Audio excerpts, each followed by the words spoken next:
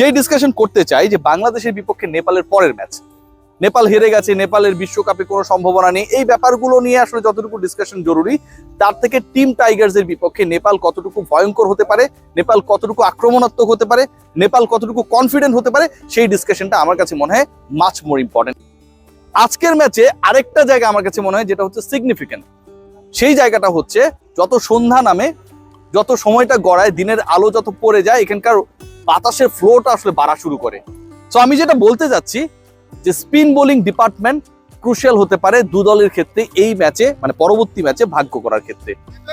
ইকুয়েশনটা কি, বাংলাদেশ নেপালের সাথে যদি কোনো কারণে বা হরকায় হেরে যায়, ধরলাম যে মানে সবচেয়ে খারাপ কিছু হয়, তাতে কি বাংলাদেশের আবার কোনো ঝামেলা হবে কিনা, সবাই অনেক টেনশন করছে ব্যাপারটা নিয়ে। আমি একটু ক্লিয়ার করে রাখি, এই ঝামেলা হওয়ার কোনো ধরনের সুযোগ বা অপশন নেই। সবাই ভালো থাকবেন, take great care, and definitely we expect যে Bangladesh they will play their best cricket in the next match. ঈদের দিন কিন্তু খেলা, মাথায় রাখতে হবে।